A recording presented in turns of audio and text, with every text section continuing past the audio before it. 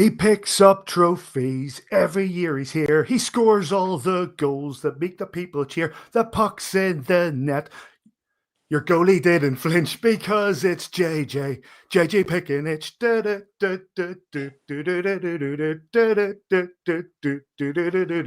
This is a View for the Bridge, official podcast of the Belfast Giants for Kingdom of the Giants.com. Today's Tuesday, the 16th of September, 2025. My name's Patrick Smith, the man over there looking speculatively at me as the statistician for the Belfast Giants and part-time benchman, David McJimsey. And the man just below me here when you're watching is a fellow who scored goals for this great club.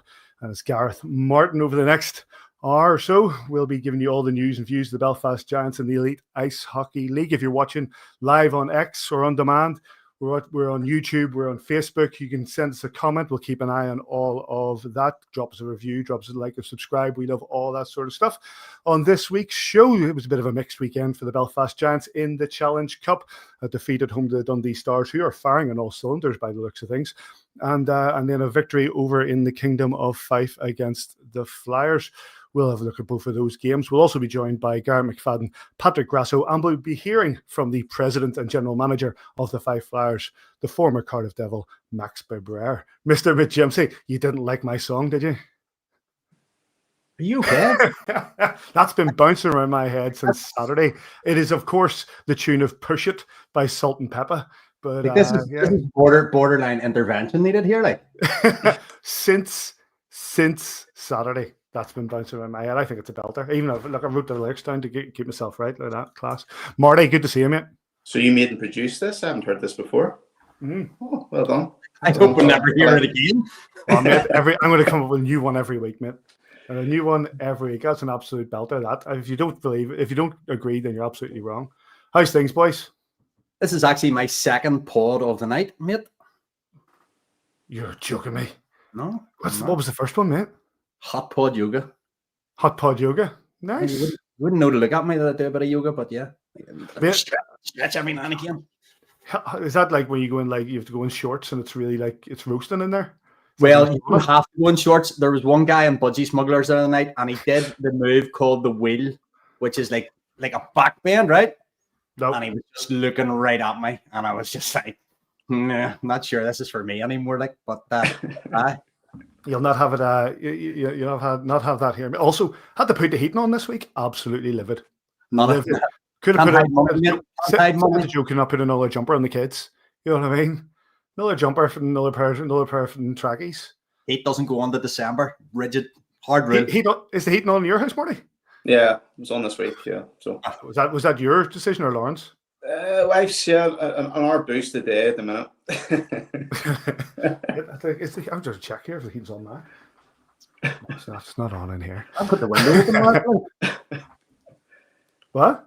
I've got the window open. But you're in the balmy. Tropical. We're in it's tropical down that way. You know what I mean? Right, boys. Should we get cracking into these games here? Let's get about other stuff.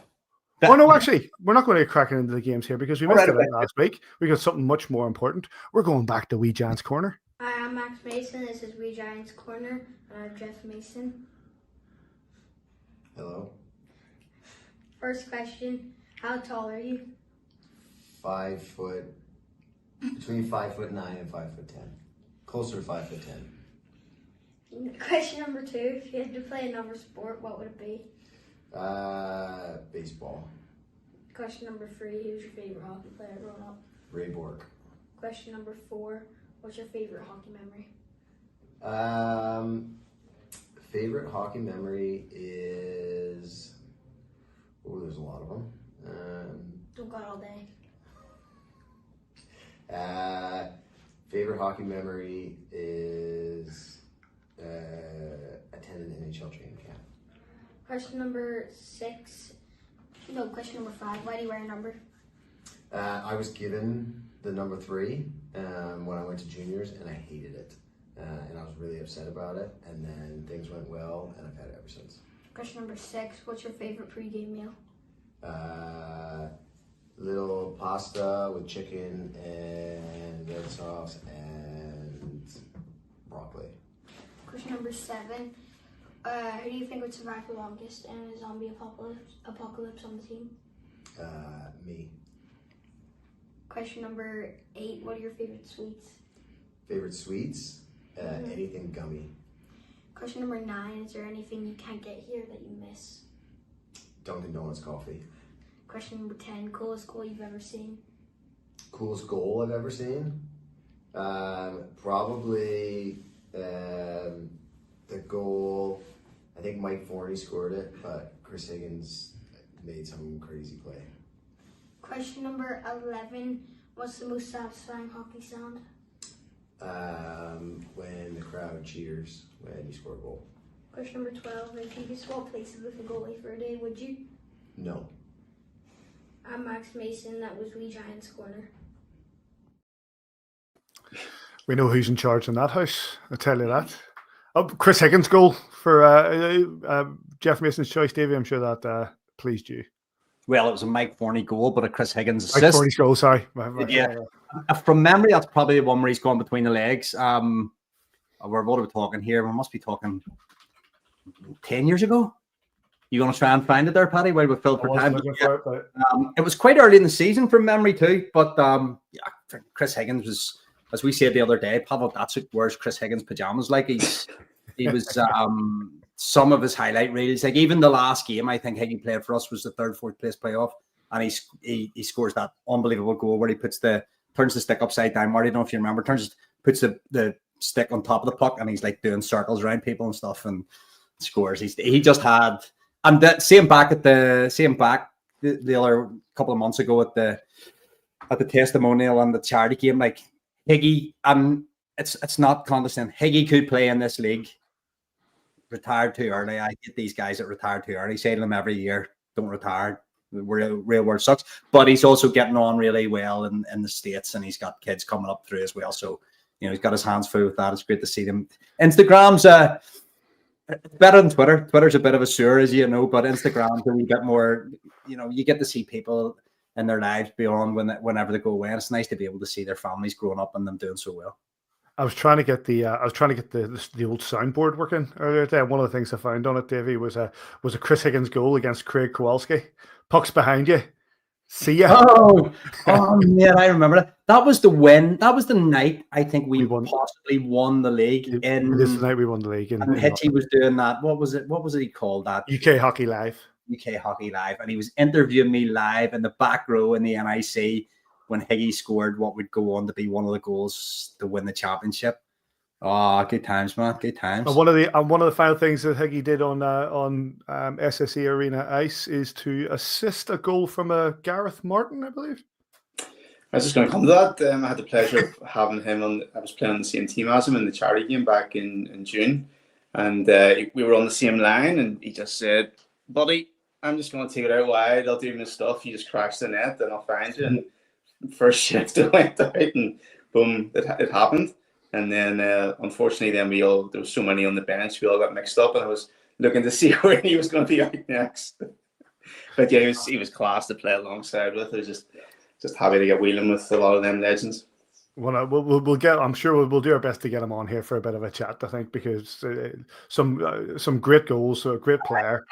I'm not trying to like Phil, so we don't have to talk about the Dundee game when we run out of time or anything. But do you remember being in the Big Blue tent or the Gross Little tent, as Ryan Finnerty once called it, and he scored the Bobby Orr type finish where he was diving? That as much as the new Welsh National Ice Arena is great, and the old one, which is a John Lewis now, was great. Kyle Vaughan Arena, you mean? The Kyle Vaughan Arena. There was something great about the tent as well, mate. And all those years we were going down there, there was just like we had their number in there for a long time. It was hard hitting. It was you go through the Brad Voth and the Jeff Swayze, and Sean McMorrow was down there for a bit as well, and Rushton went down. You know, it was a different era, of course.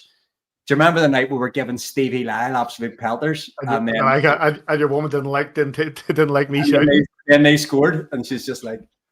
Good times, Good time. But it's that, and that's it, you know. And we can't let talk about Higgy pass without mentioning Omar Pasha, because those ankles have never been the same. Oh yeah, he's operation after operation on those broken ankles. Unfortunately for Pash, yeah. Chris Higgins made him dance that night. Sorry, Pash, love you and all, but like, Twisted blood. He never comes on this pod about it being mentioned. Right, boys, we've delayed it long enough.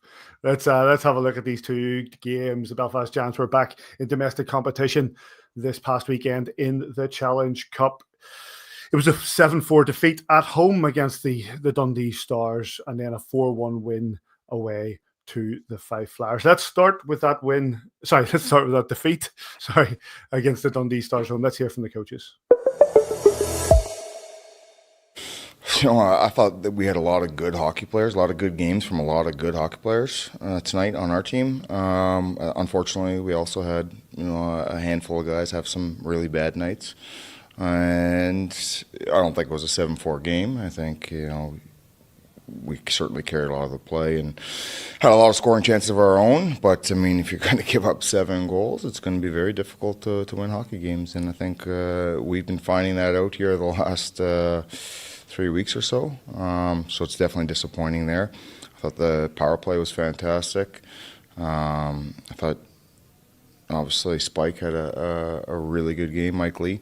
And JJ, I thought he was fantastic tonight as well. So, there was some real bright spots in the lineup tonight. We're going to need a lot more from a lot more guys tomorrow. And we talked about coming out of the Champions League.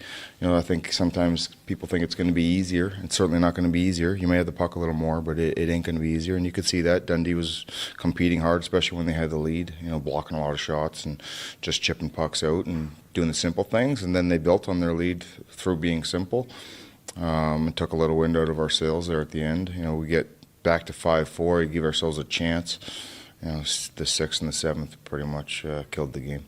I always expect us to win, no matter what. No matter what building, who we're playing. We know it was going to be a tough task playing a team that's been playing some high-level hockey in the Champions League the last few weeks, and obviously they're defending champions. So it was a tough test for us tonight, but we found a way to win. Lots to work on still, but full credit to our guys. They put in a full performance. Every guy that was out there tonight, we have a couple injuries that we were dealing with, but we made it through. We don't use that as an excuse.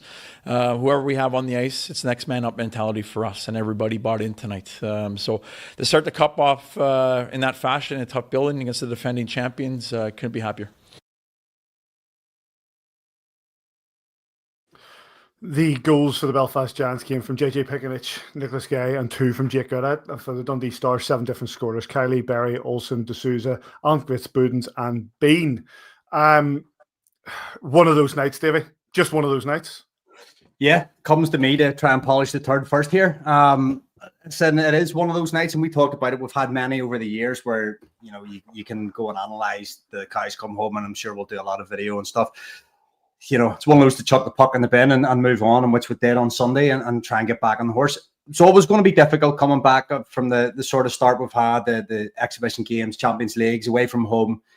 But you want to be doing better in your home opener, 6,500 people in there. And the boys will be feeling that as well. They'll not be happy about this. This isn't something they're going to take lightly. It was one of those nights where a few guys, and the coaches called it there as well, just had nights to forget. With a goaltending change, obviously, in it, with very similar goals given up. Gravy tries to dump one down the boards. It gets picked off. It happens to Jackson on Sunday night. It happens. Unfortunately, we carried a lot of the play in the game and just couldn't get the puck behind them, to maybe extend the lead. And then they go, that late goal in the first period took a lot of wind out of the sails. And then you're chasing the game in the second period. And I think Adam's right there. When we got back to 5-4, it felt like there's a bit of energy in the building. There's 10 minutes to go here. And I'm coughing up a bad goal at that stage really, sort of killed the night for us. And we went through a bit of emotions in the end to get just, it's a bad one to give up. But, if you want to give up a game, give up the first one of the season, and then go from there. It's one, and Davey mentioned it there, Marty. Greville gets pulled after not that long into the game, and in comes West. But you can't. Yes, he made a bad mistake down the boards, but there was so much in that game that just wasn't going right that you can't blame the coach for trying to want to change it.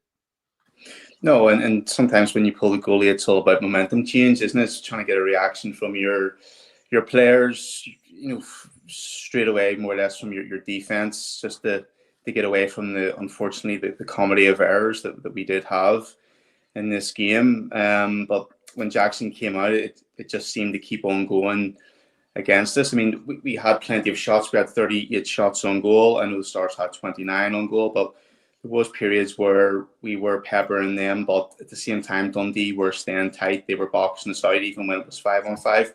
They were just kind of waiting for the opportunity to hit us on the break. And anytime they did hit us on the break, it just looked like, oh no, kind of close your eyes time. This might sneak in. And for flip, when was the last time we conceded 7? In the Challenge Cup, let alone at home. And you just knew it was one of them off nights. Davey analysed it perfectly. Just one of them ones you pick up the puck, you throw it in the bin. Adam as well. Just reiterate what he was saying about certain players. Yes, I thought played well, but then we had seen pairings on the defense where we're thinking, we haven't seen them two play together in a long time, and it just wasn't working. And then when we're going to go on to touch Fife, we seen like formidable lines coming together, and guys certainly looked a lot more comfortable and a lot more at ease on the puck than what they did in this Dundee game. Give a bit of credit to the Dundee Stars here, Davey. They're actually the form team across the league in the Challenge Cup, and they did what they had to do on Saturday night. They always get one, Paddy, don't they? They always get one. They're a well-coached team. We're friends with Mark, and he was on the text pretty quick after the final buzzer. And I think he would have been on tonight, only that they've got a game. But you have to. We're magnanimous enough in this sport now. We've all been around long enough that you tip your cap to the opponents. Sometimes they were opportunist. They hung in there, especially in the first period when we came out hot, and they hung in there. They took their opportunities when they came along. We didn't take ours, and that's the game at the end of the day. Take your chances when they come along, and they lay down in front of a lot of pucks as well. They had a lot of rubber there in front of their own goalie that did what it takes. Sometimes the other team does a wee bit more than you do, and unfortunately that was just one of those nights. But I'm happy to move on, man. We're going to move on. Marty, if you're happy to move on. Yeah, just let me put one more thing out. Yeah. Just we were down every period, and we obviously Belfast Giants, we always like to be in control, take control of the games, but we were always chasing that game, and it just worked in Dundee's favour. And as Mark Lefebvre said there in his interview, he believes every time they can win, so we certainly can't let that happen again next time. 100%. I did like Mark Lefebvre coming in with we expect to win every game. That's and it's a good attitude, and this club expects to win every game, and there's a lot of weight of expectation with that jersey. When you put on a Giants jersey, probably the heaviest jersey in the league, and I don't say that lightly. This is the club that over the last 10 years, when Adam's been at the helm, or how many years it is now, 7 or 8, it is the heaviest jersey in the league because the expectation that comes, and a lot of these guys are coming in fresh, and we talked about how important a game is in September and how trying to get that first seed in the Challenge Cup is so important. And these guys are just learning too. They're new to the club. We've got to give guys time to settle in as well. But just unfortunately, this club, you don't get an awful long time before the rubber hits the road, and you've got to be playing your A game. Unfortunately, from the second week in August, it's mad how this league works. But the guys are settling in well, and they'll be under no illusions. There's the goal from very Mike Bales in the Challenge Cup. Alexi's very unlucky there. He goes 1 foot higher and it's up off the glass. It's just, it goes against you. Happens to Weston Sunday night. He tries to throw it up the board, gets caught in Spike's feet, and it's turned and it's in the back of net. It happens. Live with it. It's done now, and we'll move on to this weekend. Let's get rid of those games. The game, if you want the highlights of that game, if that's what you're into, maybe you're a Dundee Stars fan, maybe you're a Dundee Stars fan, maybe you're just a fan who likes to see the Belfast Giants lose. If you want to see that game, then the highlights are on YouTube from Belfast Giants TV. We are going to come to the Fife game, but before we do that, we're going to bring in 2 of our guests. We're going to have a bit of a chat. 2 lads who were involved on both those games, one of which got a goal on Sunday night. Please welcome, first time in the View from the Bridge, both Gareth McFadden and Patrick Grasso. How you doing, lads? Good, you? Good. Yeah, Patrick, could you turn your phone 90 degrees? Oh yeah, hold on. And a full screen there. How's that? All good, mate. All good. I'll start with you, Patrick, for the View from the Bridge Player of the Month for August. But give us your take on the weekend. What do you think went wrong on Saturday night? Oh, on Saturday, yeah, it was just one of those games where it felt like we kind of let them hang around and let them kind of dictate the pace of the play, as opposed to trying to set the tone and and especially at home in front of a good crowd like that, like you wanna set the tone early and kind of set the pace of the game. And we allowed them too much time and too much play with the puck and stuff like that. And they were very opportunistic. They took advantage of their chances, and we didn't. So it's Garrett, on the back of the Champions Hockey League couple of games. There's always talk of a hangover, but that's on you boys. You guys, you're out to play every night. We've just said it was just one of those games, and you just put the puck in the bin and you walk away. Yeah, I mean, I don't think that was our mentality. Like the hangover part of it, like we're preparing to win every time we go on the ice. So nobody's going into it thinking about kind of what happened in the weekends before or anything like that. And it's kind of why you drop the puck, I guess, sometimes, right? Like not every night's going to go in your favor, and it was just kind of one of those nights. Obviously, it's a bummer, when it's kind of our first and home opener. Like Patrick said, in front of a great crowd. So, yeah, in a sense, you throw the puck in the bin, sure, but I think at the same time, like there's a lot of things that we need to be better at and learn from those types of mistakes. I don't think it's something that you want to let eat away at you, but the next day or a couple days after, go over the video and kind of go over the mistakes that we made and try and nip it in the bud and move on from it. And I thought we did a good job with that on Sunday. Yeah, I come back to you, Garrett, on that. The beauty, I suppose, of the sport is that you get a chance to, have redemption, if you like, 24 hours later, and you get your first trip to the old barn in Fife and we'll come away with the big W. Yeah, I mean, that's kind of it, right? Like a lot of us have done it before, or played back-to-backs, or for a few of us that have been in North America, there's 3 games in 3 days, so it's lots of hockey and not a lot of time to kind of dwell on the way things went. I think we have a good group and obviously a team that's proven that they can win, so we know how to bounce back from stuff like that. And I think you lean on some of the older guys and the guys that have been around to kind of lead the way in that sense. And it felt like a must-win for us, and luckily we got it done. And for you, Patrick, as well, first trip over to Scotland there, enjoyable occasion?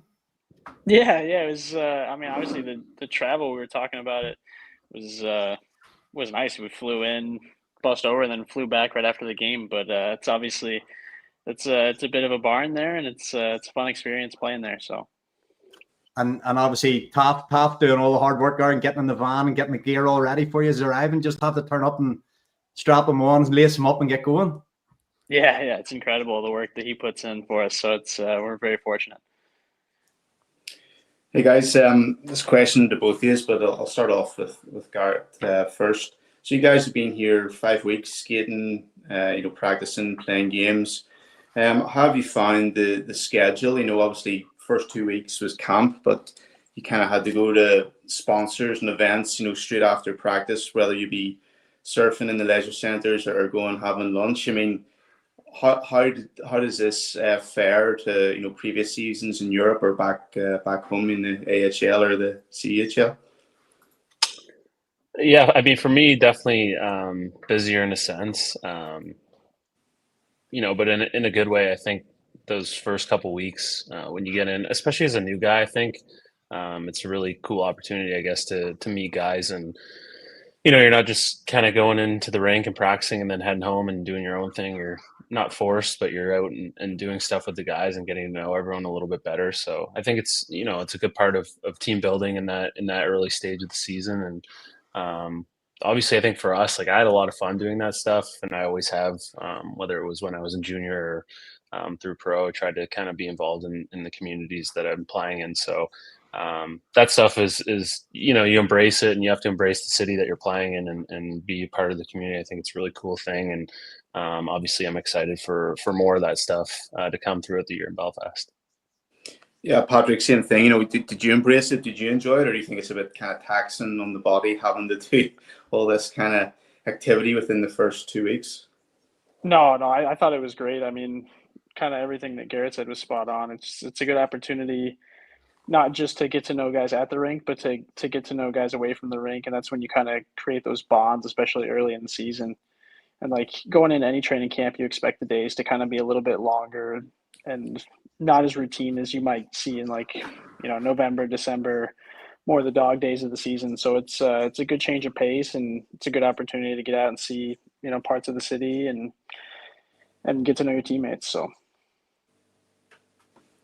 Of course, you two lads were together at Innsbruck last season for a bit, yeah.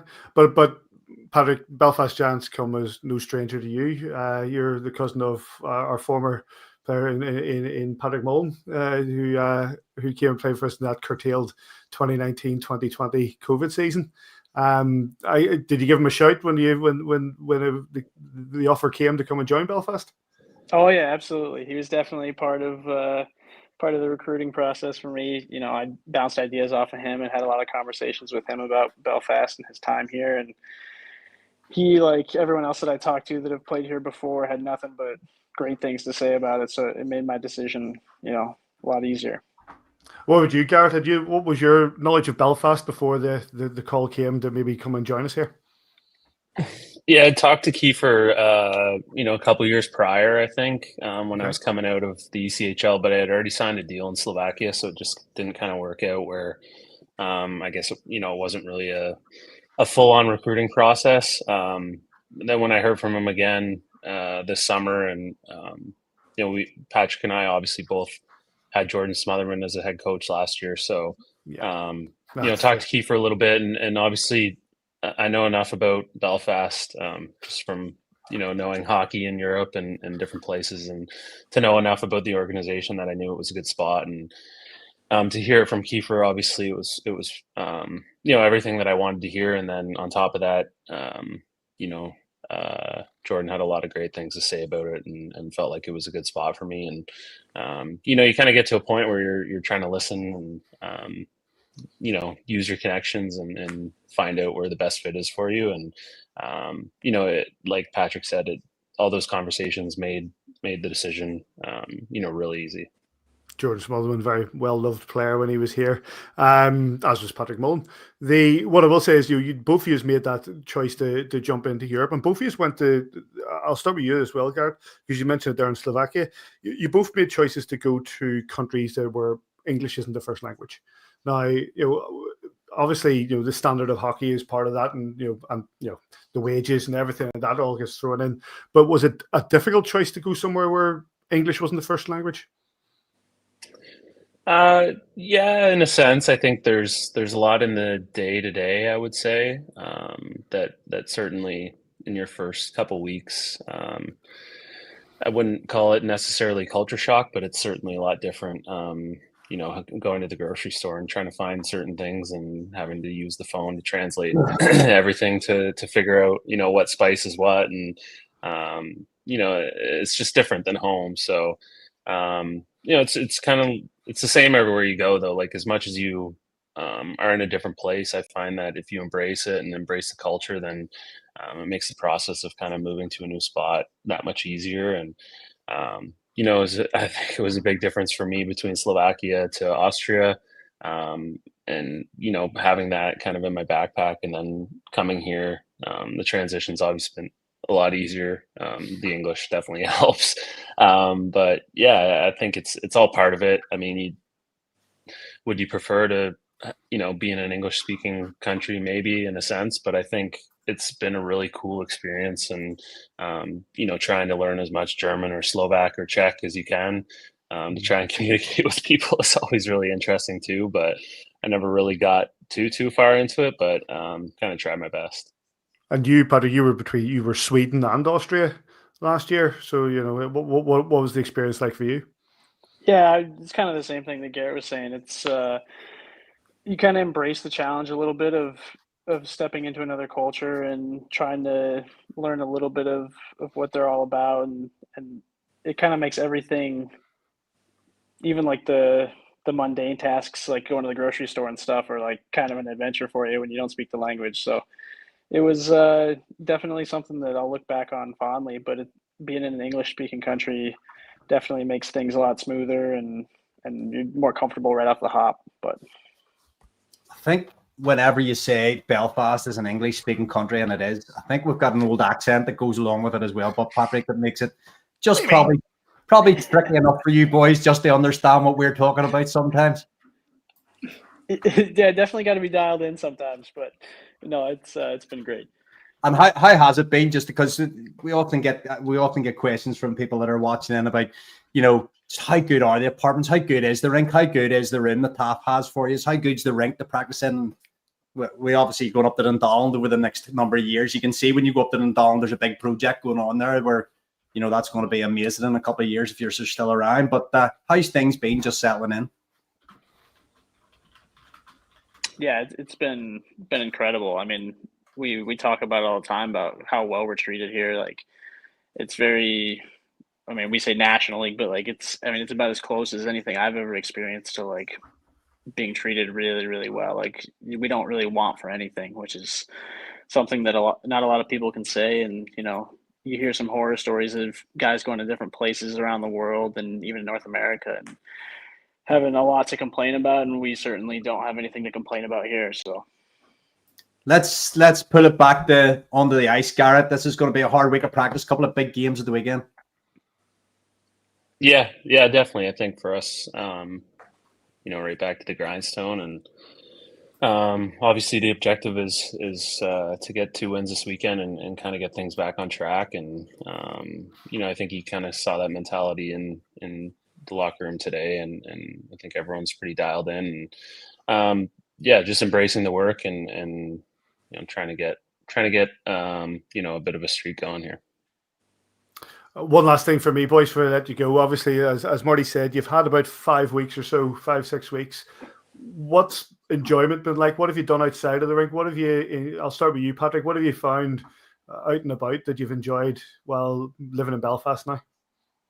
Yeah, I just enjoy, how walkable the city is, and like being across the river here, you can just kind of venture into the city at any given point and, find a nice coffee shop or a couple of shops and things like that. And just experiencing the people, really. Like, everyone I've bumped into, so friendly and helpful, no matter, where you are, whether it's at the rink or just around town. It's been such a cool experience and something I'm looking forward to diving into even deeper. So, Gareth?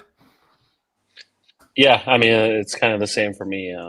I think the walkability of the city is awesome. So I know the first 3 weeks maybe we're a bit spoiled with the weather, and it seemed like everyone who got a chance to told us that the rain was coming, and we're starting to see it a bit now. But it was pretty generous for the first few weeks. So we definitely enjoyed ourselves, out wandering around and getting to see some of Belfast. And it's been really cool. I think there's a lot in the city to do. I'm from a pretty small town in Ontario, so anytime I get out of farmland and 2-lane roads, it's pretty interesting to me, and I can keep myself pretty occupied. So it's been really enjoyable so far, and I'm looking forward to the next 8 months.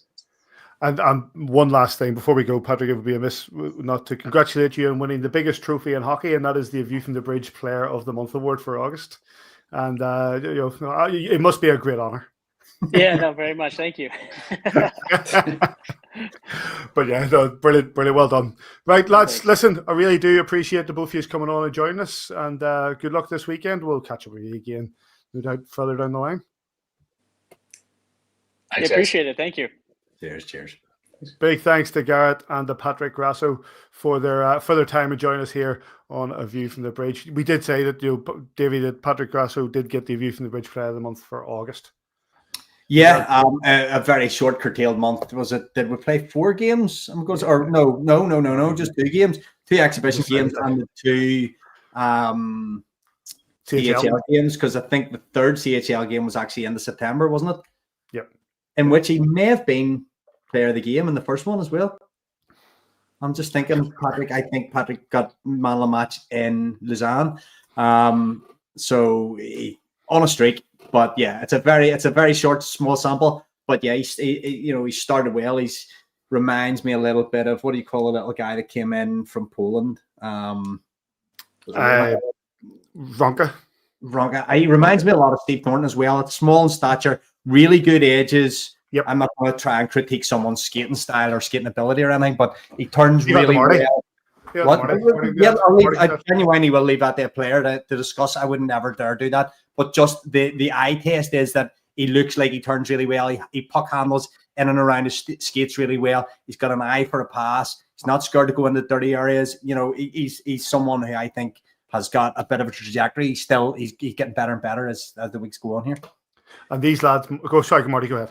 Yeah, no, just even to touch on Patrick Grasso, when he was playing there alongside Goodwin and Conway, I mean, he was just so explosive, wasn't he? All of a sudden, we know the finesse between Goodwin and Conway, but then all of a sudden, he would have just appeared from nowhere. So it was just nice to see that new explosive energy that some of the players last season we didn't really have. So yeah, I'm really keen to see more from him going forward. And as Davey touched there about his edges, etc., he is very good. He's very nimble. That's I would kind of say about his play. He's very nimble on skates, and he can just pop up and get into dirty areas ASAP. Can you talk a little bit more about that, Marty? Because I'm very conscious that as someone who's not been involved in the game at the level you have, that I can't critique someone's skating style or stride or edges. How important is it to be able to have those tight turns, the ability to hold the puck in under your feet? Not a great pass, but you can still take it. Yeah, night and day. It's the difference between an exceptional player and just your kind of average player. I mean, someone I played like that, like Sean Barnes, he could just turn, just drop the old bunny here in 6 minutes. Just casually dropping him, Sean Barnes. That was Sean Barnes, yeah, big the trickery he was doing, and then so Grasso, he can kind of do similar kind of things and just be so nimble. It's just so agile. In a way, you kind of thinking of these guys doing a little bit of gymnastics, a little bit of obviously the different types of exercises they went through, regimes. It's just another level, isn't it? Really, and then obviously you have to have that kind of natural ability as well within your stride to make it happen.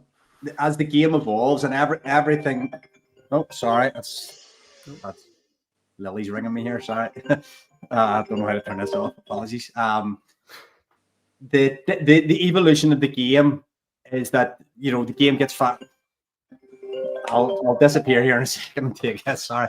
The skating is the number one thing in the game. Now you cannot play if you can't skate. Exactly. That's what they say. It's one of those, like, we could see, and the time where we talked about speed kills, and we see that the evolution of the game. No, we'll go for Davey. The evolution of the game has brought in the fact that we need that speed. We need that. It's more about skating now than it is about the sort of. We talk about the lack of the physical part of the game. You can talk about. But Paxton Schulte was a decent skater, but it's just like, but he was also, and he scored goals, but a very different style to the player that we had then to the player we have now. Oh yeah, exactly. I mean, yeah, Paxton was good. He's like a big diesel steam engine. Once he got going, he was quick, he was fast. But the player now, even I had the privilege to skate with the likes of Carter, Mark Kell, and then go more or less not the 60 in matter of a second or two. Where back in the day, even myself, it took a while to get up to speed, and it just, as Davey kind of touched there, evolution of the game, different ways of training. It's just your initial stride is nearly as quick as once you're fully, full stride, full steam ahead. So, yeah, look, as Davey had said and you've said, I'm excited to see what Patrick Grasso is going to bring to the team throughout the next few weeks. I'm going to write this down. So I want to come back to the whole, the Mac Kell, the Carter Hamill sort of stuff that we talked about last week. I want to get your take on it, but we'll come to that. We'll come to that later in the show when we're talking about other things. What we'll do now is we did have a win this weekend. It was against the Fife Flyers. Let's get stuck into that and hear from the coaches. Yeah, the situation at hand we've been dealt right now, we've got too many guys playing too many minutes and playing back-to-back with a short bench. I think that certainly caught up to us. I thought, give Belfast credit, I thought they were outstanding, but we didn't have possession of the puck very much, and we were hemmed in our own zone for extended periods of time. I thought Christian played a very good game. I thought our penalty was outstanding, but offensively we didn't generate a whole lot.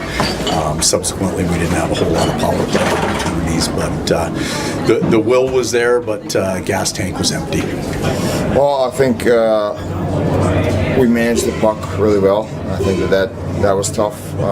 We didn't give much of an opportunity for Fife to get back into the game, and I thought the one opportunity that they did get when they scored, obviously the next shift we go out and score one of our own. I think that's a tough one to take for Fife when they're trying to get back into it. Obviously, I believe they lost to Charm there. That's a tough loss. Obviously, that hurts. We've kind of caught them on a night when they're short-bodied, but I thought our guys managed the game very well, and every time we lost the puck, we were working hard to get it back, and I think that kind of shows in the shot totals. Yeah. Goals for the Belfast Giants came from the man you just heard from earlier on, Gareth McFadden, Rand Smith, David Goodwin, and Gabe Bast. It was Ian Scheid for the Fife Flyers. Jackson Whistle was in net for us. And the referees were Daniel Ferguson and the best referee from the Northeast, because his mum told me that he is. It's Steve Brown. A very different game, this one, Marnie. The Giants seem to have learned. Now, Fife didn't have a great night the night before against the Glasgow Clan. I actually watched that game yesterday on Premier Sports. It was quite an interesting game, but they didn't have a good night the night before. In this one, the Giants came out a bit stronger, and I felt took control of the game early. Yeah, and we started off with the formidable first line, which was, Pickenich moving back up with Conway and Goodwin, and then we had Gabe Bast and Mike Lee. And from the word go, you just seen they seemed settled. They know exactly where each other were. They're comfortable on the puck, moved it around well, and then that kind of just filtered on through all the lines. And also, I mean, we took the early lead. I know they got the equaliser, but I just felt that we did control the game from start to finish. I mean, shots on goal, Fife only had 10 at home, and obviously they'll be looking to be doing better than having only 10 on the Giants. Giants had 36 shots on goal, and it was just evident every time they were going forward. I just didn't see Fife really being a bigger threat. As I said, they did obviously bring it back to 1-1, but then Giants straight away back up the ice and took the lead again. But a couple of power plays this time round. I know Adam said he was happy with the power play goals there on Saturday night. Giants just couldn't capitalise and get one in on Sunday night, but thankfully they didn't have to. And 4-1 result, comfortable result in Fife, and it looked like they had a good crowd as well. I mean, obviously we're going to go and touch about the new ownership and about kind of Fife moving in the right direction. So it looks like they've got the crowd momentum. Hopefully it was a good atmosphere in there. Hopefully it will continue to be a good atmosphere in there, and obviously they'll want that to be an arena that other teams are going to go in and dread playing in. Christian Purbu in nets for the Fife Flyers, Davey, and he had a busy one. He had a busy one. The Fife Flyers didn't have a shot on target in the first period. It was all Belfast, and a little bit of business behind the puck there. Birbraer never wanted to shy away from it, but the Giants went into that early lead, as you say, the goal from Gareth McFadden, quite a well worked goal, and then the Giants just couldn't put them away. Obviously, they were playing a little bit, Fife playing a little bit short bench, but that's, the energy level that you have drops after, a certain period. You can't keep that sustained whenever you're short bench. And say they got that. It's a bit of a lucky bounce. It's similar. It's coming up here in a wee minute or two, but it's very similar to the Alexi Gravel play where Jackson Whistle comes out to play a dump in to try and just clear it back up the wall, and it gets tangled in feet or whatever, and it's in the back of net. But we go down and score. I think Adam said in his interview as well, we score straight away. I think it's in the next shift. They're still announcing it actually on the tannoy whenever we go 2-1 ahead and then quite quickly go 3-1 ahead. And the straw that broke the camel's back, as the saying goes. I think after that, I think we limited them to 2 shots in the second period, maybe 7 shots in the third. But it was good night, Irene. Here's the goal here. Yes, just trying to flick it up the wall, gets caught in spikes, skates, and bang bang, it's in the back of the net. So these things happen. But I thought it was a much better defensive performance. Very, very tight at the back end with limited shots, with limited opportunities. We blocked shots when we needed to, but mainly large periods of ozone pressure and coming up with chance after chance. Should have probably been much more comfortable in 4-1, but I think with 46 shots on goal, another 4 behind the goalie. So it was a pretty good night at the office. So before you go there, Marty, just a bit of a note I want to send to the people, to the broadcasters in Fife. If they could change that GIA to BEL, I'd really appreciate it. On the top in the scoring box, it confused me. Sorry, Marty, you were going to come in there. Yeah, no, I just want to touch on what David said there about the defense. I think the difference between Saturday night and Sunday night, I think we played quite high risk defensive play, as in going on the attack, offensive, leaving one of our D partners exposed, where, as David said there, on Sunday night, it was very disciplined. It was more or less letting the forwards do the work. It was more or less, you guys go get the goals. I know the D-men did contribute, kind of being contradicting what I'm saying, but, a good obviously involvement play on the first goal from Gareth McFadden, and then obviously Basti got the fourth goal as well. But they were obviously skating in there for the one-time shots. But I just felt the risk play. Maybe it's because it's obviously Giants were playing away, but it just did feel a little more settled, and the defense weren't as eager to rush forward and maybe get beyond our forwards like they were on Saturday night. It's interesting as well. It was good to see, from my point of view, obviously, with the way that let's not polish it. It's like we stunk the place out on Saturday night, and we had to get back on that horse. And I felt that we really did. I felt that it was a case that we had to get out there. We had to take control of the game. We took control of the game. We took the win. And I know that Fife have now back-to-back losses will come because they've won tonight against Dundee. They've shut Dundee out in Dundee 4-0. But It has to be said, anybody that thinks that these teams, like the likes of Fife, the Dundee, Glasgow, are going to be just an easy run. Every team in this league, especially the Scottish ones, have improved. We saw it on Saturday night. Dundee are not going to be an easy run. Fife aren't going to be an easy run. They've improved as well. Glasgow have improved. This is going to be a tough group. And Belfast, we know that we've benefited in years gone by from the fact that we've topped the group. We've had a good win percentage that have led us to be the number 1 seed. If the Giants want to continue that and have those advantages, then we have to be on top of this group and we have to play well. But David, it's not going to be easy. No, but I would say also that we've improved, and we have. I'm not saying that we haven't. We're still battling a little bit through early season injuries and stuff. Don't underestimate the miss that, whenever you draw out a team and you want to do something for the season, and you've got number 77 in it, and he hasn't had a shot in anger because he went down in the exhibition games. Reid hasn't played, Sam Jones hasn't played, Brandon Whistle hasn't played. These guys are starting to come back into fitness. Reid Irwin obviously played at the weekend a bit. So starting to come back together. So, I hold up a lot of hope, but you're absolutely right. For a number of years, Paddy, there hasn't been mugs in this league. Fife are obviously down bodies in the minute, and we might get to talk to people later on about that. But,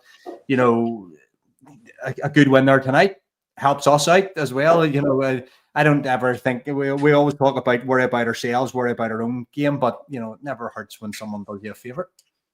Absolutely not. Absolutely not. Well, that, boys, we'll wrap this section up, and we're going to hear in a second from the new president / GM of the Fife Flyers, Max Birbraer. But if you want to get the highlights of this game, you can get them from Flyers TV on YouTube.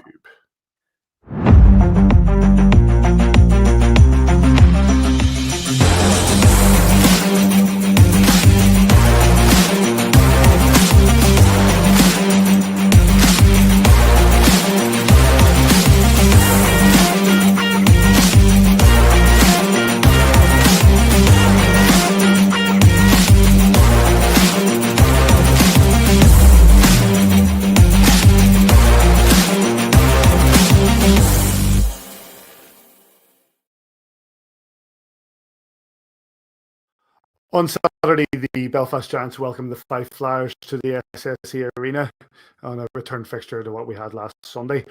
Delighted to be joined now by a man that we in Belfast probably know better from his days with the Cardiff Devils and his storied career throughout UK hockey. But now he's heading up the Fife Flyers under the new regime. Max Birbraer, how are you? Yeah, not too bad. Not too bad. Thanks for joining us. Let's start. Obviously, last season with regards to Fife, the word came that the Fife were up for sale, I guess, and that they wanted to find new ownership.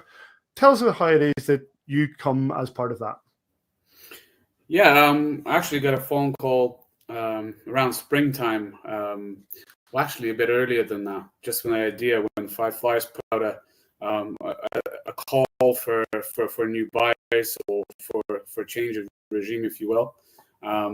And a couple of friends of mine from back in the day who big hockey fans. I keep calling them jokingly. They're all hockey nerds, but I mean they all grew up, played a little bit themselves, and then they had their own businesses. But they've done a few hockey projects successfully on a smaller scale, and that's something that when they saw that opportunity for them, it was something that they really wanted to kind of try and get into, kind of almost like a next level into their hockey business. And they approached a few of these other projects a little bit outside the box thinking. And then when they see a club that's been originated in 1938, and then have an opportunity to do it in a modern way, that's something that appealed to them. And obviously, the first person they called is me, because I was on the ground here in UK. They're the first person that they thought of, and then more and more, the conversations developed to a point where actually, we're going to make a move for it and see what we can do. And now here we are, a couple of games in. It is one of the storied franchises of UK hockey. One that I think that a lot of us, we didn't want to see Fife drop out of the Elite League. Let's put it that way, and that we wanted to see that we could keep them as part of what is the top level of hockey in this country. You yourself, you were still playing just down in Cardiff and in Bristol and the likes, and now you're trying to help run all this. Are you still getting on the ice, or you decided? Ironically, when we started to speak, I was still actually lacing them up a little bit here locally for fourth division UK hockey. My son never really seen me properly play, so it's on my doorstep. The Cardiff Canucks started it up, and I've been asked to help out and see if I was interested. So I actually still playing a little bit myself, believe it or not. I'm almost 45, but I couldn't say no. So I couldn't say no, and I did have fun. It was a good experience, but it was a nice transition. It was a nice timely transition to finally have an excuse to say, you know what, I'm not going on the ice. But now, after a couple of injuries already, maybe there is a chance, as somebody said in the movie. We're going to see Birbraer back in the Elite League. What I'll say is what you've done as well is you've brought in the likes of Gareth Chalmers, who knows more than enough how to run a hockey club within this league, and the sort of difference that you're bringing in here. What are we going to see from Fife that is different? I think bringing Gareth was a vital move, because obviously I'm in and out of town. I'm not fully on the ground all the time. The owner's actually not in the country either, and Gareth brings that wealth of experience. That's something that we need, and being there, heading up all the operation effectively, in terms of from the business standpoint and more. Gareth's been absolutely brilliant, so can't thank him enough for getting involved, and it was probably the best move we made. But in terms of the team, Kirkcaldy is I'm still learning how to say Kirkcaldy properly. Probably going to get all over me about the accent. Is an honest town. They just want to see a hard-working team, leaving it all out there, 100% on the ice, win or lose. They want to be entertained. And just knowing that from my playing days when I was there, it was a heavy price to pay. It was a hard building to play in. And we just really want to bring that, because we know what kind of works. And yes, so far that's what our recruitment was based on. Nevertheless, we're still looking to bring in a few guys, because our depth is lacking. We started so late. and we're still trying to kind of finish up our recruitment and top up guys. And then obviously we already had a couple of guys with us small injuries, and as soon as when you don't have the depth, a couple of guys drop off, and then you start to struggle. And we don't want that. And right now, that's what we're working on, try to top up again. One of the key acquisitions you had is Jimmy Russell, obviously a guy with a wealth of experience in NCAA. He had a bit of time in the coast, and then I think it was last year he was in Italy. There's a guy with great experience of coaching, first experience within the elite league, which is, we all know, is a bit of a different beast, but a guy with great experience to put a good team out on the ice. Yeah, no, that's exactly why Jamie. We went with Jamie. There's few options that were out there.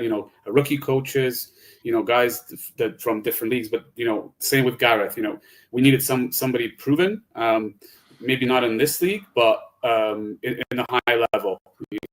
And the biggest appeal was the more and more me and Jamie was talking, exploring the option, him signing here.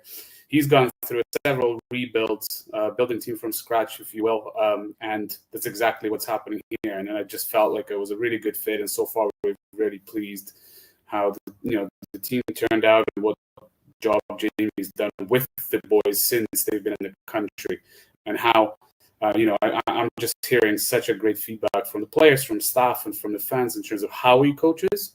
He's taking his time. Not only saying what's right and wrong, but explaining why, and kind of goes in more depth into teaching effectively. So yeah, really pleased. We often say, because I said that the elite league is a bit of a different beast, Max, and it's quite often that new coaches come in without really realizing. A lot of success in this league come from guys who already know the league. What are the short and long term goals you're looking from Jamie at this moment in time? And that's completely understandable, and it is going to be learning experience, not only for Jamie but for me. I'm if you will a rookie GM, but I guess we all had our first day, and we'll see what happens. But it's going to take, and this is the one thing we ask, I suppose, is a bit of patience. Jamie will have to adjust. I'm going to have to adjust, and the team will go through a period, maybe a few months to just learning how to play with each other. And this is what we're kind of hoping for, that it's slowly but surely all the aspects, not only on the ice but off the ice, is going to get pumped up a little bit, and we all start climbing the ladder from the bottom where we were. Well, one of the things we got from the last couple of weeks is the actual crowds that have been brought in. There seems to be a sort of some optimism within the Fife Flyers. Obviously, sadly, in the last number of seasons, Fife haven't been able to compete as well as maybe their fans had wanted to. But there's certainly, from the crowds that are coming into Kirkcaldy, that there seems to be that optimism under what is that, as we said, the new regime. And that's just a natural thing. People are interested to see, what else is new, and it's our job now to actually bring that difference. And we've been grateful so far for support. The last game actually playing against you guys didn't turn out to be so great again, but I'm not going to make excuses. We are looking to bring in more guys, more reinforcements, and that's hopefully the difference where we're hoping not to give up when things go wrong. It's just you got to react, and hopefully this will be the difference. But we are grateful for support so far. It's been unbelievable, for sure.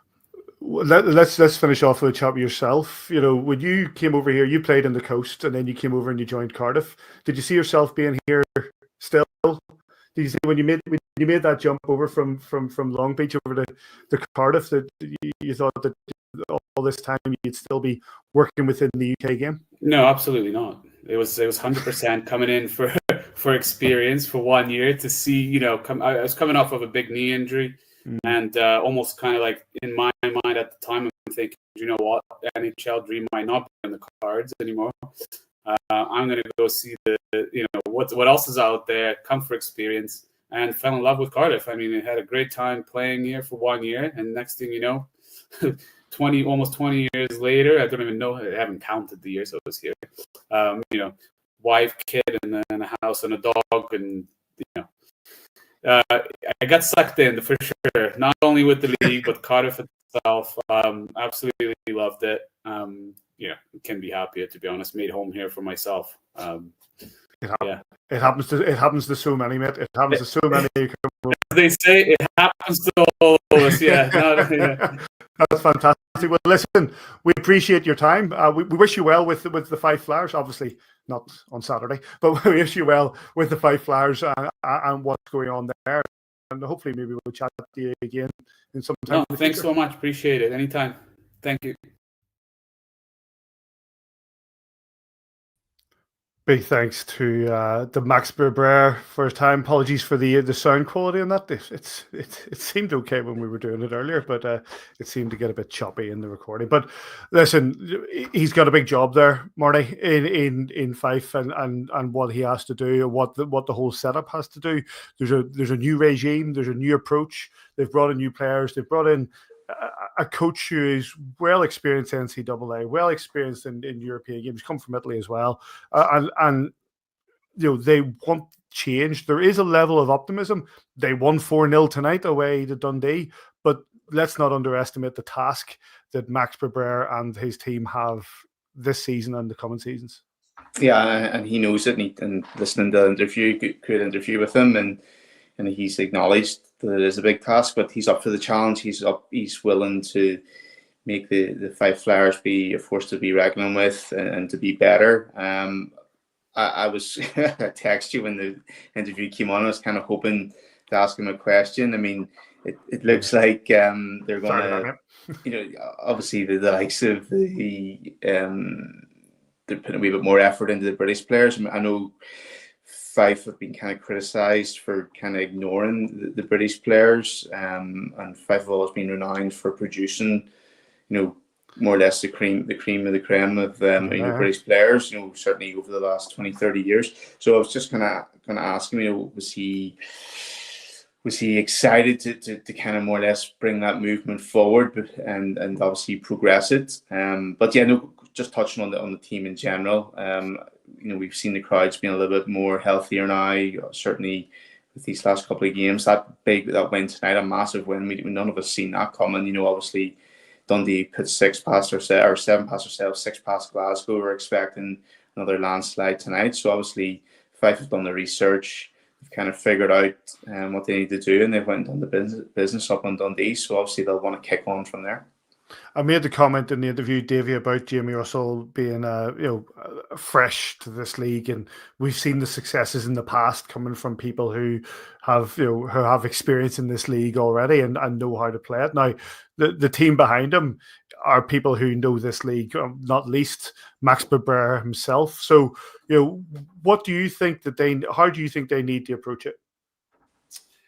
Well, as you've said there, Paddy, if your coach doesn't have the experience of the league, you need to have good people around you that do have experience of this league, because it's a league like no other. And these games, these Challenge Cup games, meaning so much. And fair play to them, they're off and running now. They've got points on the board. That obviously isn't updated yet, so they're. No, I need to update that. They've got off the win tonight. That'll help with them selling tickets for their own home games at the weekend.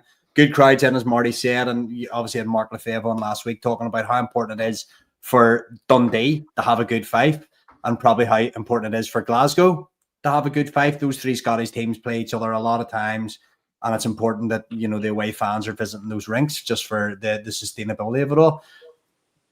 It remains to be seen. I'm happier to see a Fife in the league than a 9-team league, to be quite honest with you, and the difficulties that would have brought. So I'm happy to see that they've managed to keep going. This might be still a year of transition for them and rebuilding.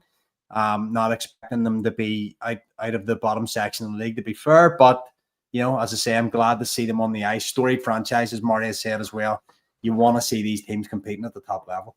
And we heard from, like you say, we heard from Mark Lefebvre last week, and we joked about his comment, I hate them, I hate everything about them. Yeah. And the idea that they needed to develop that rivalry, that they needed to bring, because that sort of emotion is exactly what brings people in. You want to have that sort of emotion between teams, and there you have, Mark Lefebvre goes onto the ice at Kirkcaldy after a win and bows to everybody there. Fife come up the other way, and tonight they take a 4-0 win in the DIA. And I doubt that maybe Jamie Russell might not have the same sort of character mentality as Mark Lefebvre, but no doubt they'll be going off the ice absolutely buzzing because of the way that maybe they felt, quote, disrespected by what had happened. And that's the sort of emotion, Marty, that drives crowds. It drives people to the game. We do. We need that kind of derby element brought back into Scotland, as Davey's already touched on. They need that rivalry to be reignited.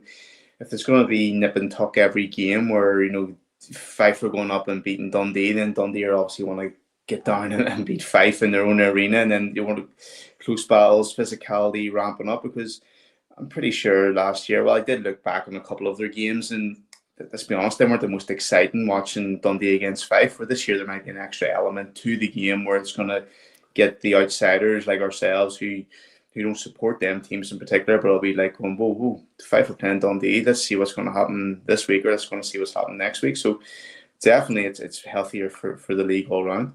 And that's sort of like, hate's not a word I actually quite like, that sort of emotion. But if you can develop that sort of like rivalry, that sort of emotion between it, and maybe you can hate that team as much as Davy hates the Nottingham Panthers.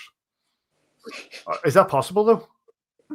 Don't know, because I'm having a wee quick look at the game sheet there, and formerly of this parish, Mason Alderson with the assist on the game-winning goal tonight. So Josh Finquist with the goal and Mason Alderson with the first helper. So there's listen. No, nobody's going to hate the Panthers or anybody as much as I hate the Panthers. That's for sure.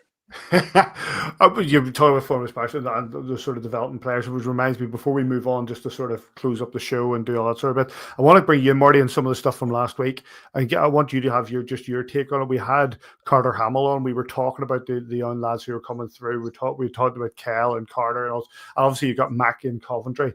But let's focus on the boys that turned out for us in the Champions Hockey League. From your point of view, and you know these guys well, you've skated with these boys in Dundonald. When you saw them playing these Champions Hockey League games and the minutes they're putting in and the actual performances that they turned out, how did it make you feel?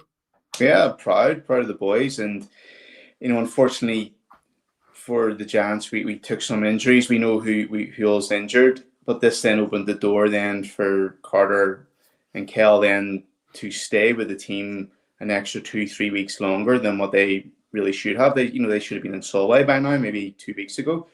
They've got the opportunity. The instruction they've been given from Adam Keith, I think they've done him proud. They've done Giants proud. They've done their families proud, because I don't think they've put a foot wrong. They've went out there. They've had up minutes. They've played the body. They've forechecked. They've been told, okay, not to concede, etc., etc.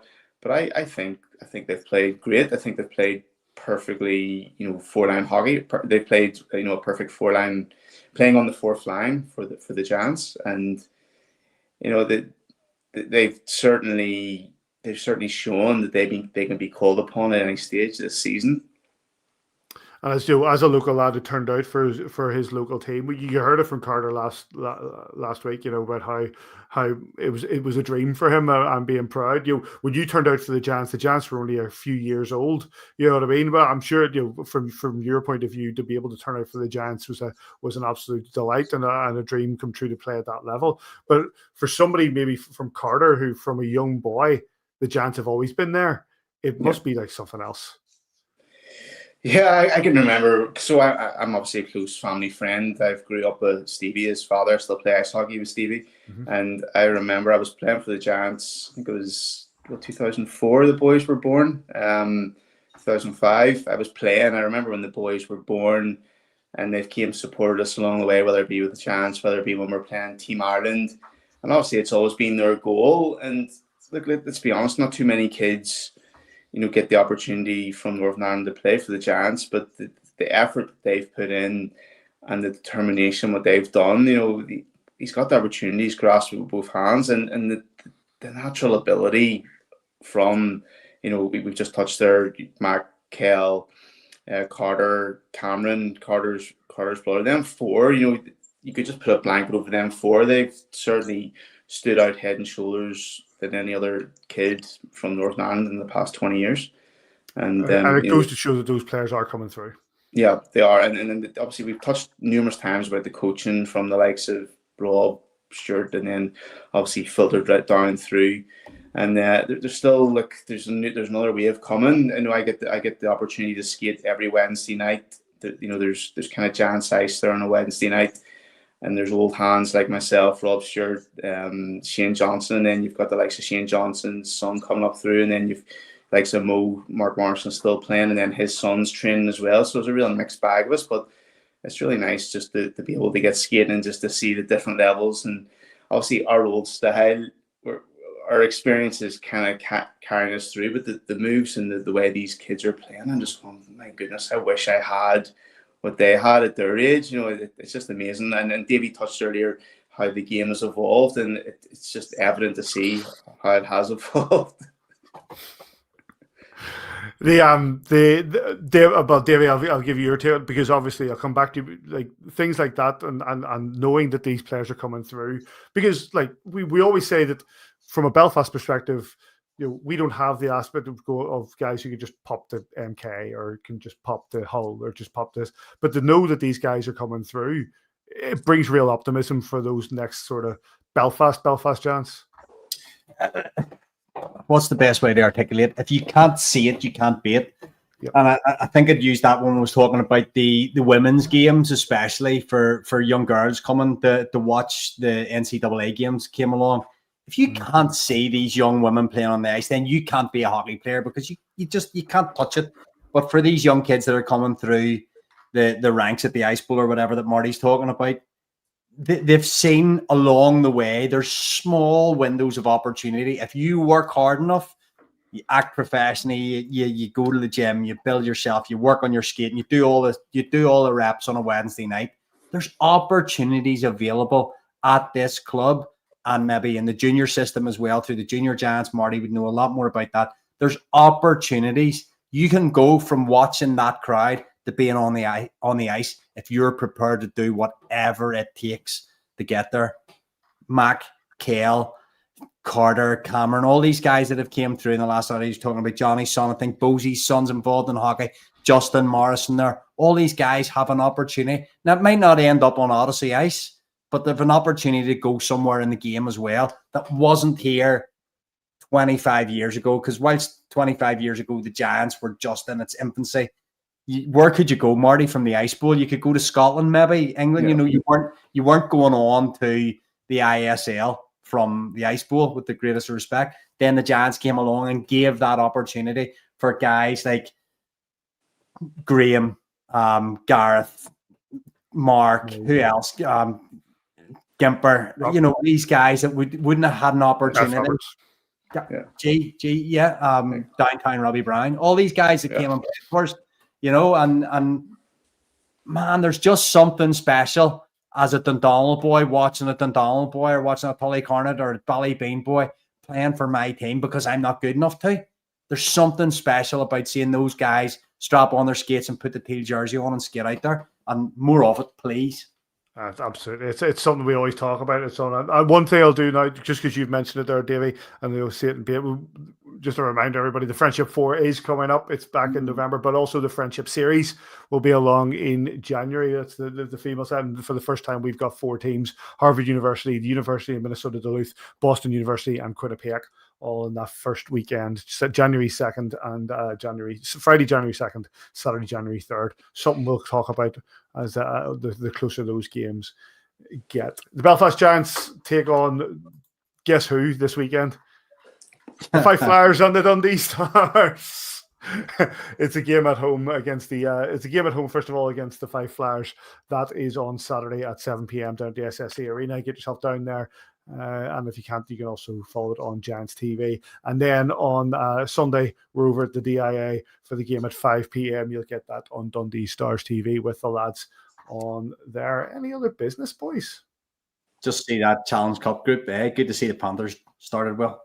Well, that's it. I think I said the Dundee Stars were the form team. As of today's result, you probably put the Cardiff Devils as the form team, but the team that are definitely not the form team are the Nottingham Panthers, who have a big donut next to their name, and that's makes Davey happy. We comment there from Scott Finley before we go that Max Stewart had a great opening weekend, and if he does well for us and returns home, if he does well under no complaints here, it's good to see the Max doing well. Hopefully he doesn't do well when we face the Coventry Blaze. Any other business, boys? Happy birthday, Ethan McLean. I've seen some yes, stuff on absolutely. socials this weekend. I'm really sorry. Think 14. Not 100% sure. That's all But right, maybe yeah, over. happy birthday nonetheless. And a happy birthday to Martin Brownie from the Door 14 podcast, who turned 40 at the weekend. Ooh, big number. Yeah. The big 4, well, the big 4-0. Would you remember your 40s, Davey? Anyway, I don't know if Davey's frozen or he's just given one of those stares. And on that note, on that bombshell, big thanks to Gareth McFadden and to Patrick Grasso. Big thanks to the Masons, Max and Jeff. No, it's that way. The Masons, Mac and Jeff. And, I wonder where you were going when you were thanking the Masons there, to be honest. But thanks to the Masons. Yeah. Roll up your treasure leg and give me 5. And of course, to Max Birbraer for joining us. Ethan was 17, by the way, Davey. Oh wow! Apologies, Andy. Wow. Wow. Ethan was 17. So I just think everybody's still really young, but wow, fair play. I certainly am, mate. I certainly am. A big thanks to you boys. Good to see you, Marty. Yeah, good to see you boys. Thanks for having us on. Appreciate it. And Mr. Mitch MC, as always. You can get us at AVFTB on X/Twitter. You can get us on Facebook, kingdomofthegiants.com. Send us an email, podcast@kingdomofthegiants.com. Send us an email. Somebody send us an email. And you get us on YouTube and all that sort of usual sort of thing. And wherever you are this weekend, we hope you enjoy your hockey. We'll catch you here next time. I'm not going to sing us out. On the view from the bridge.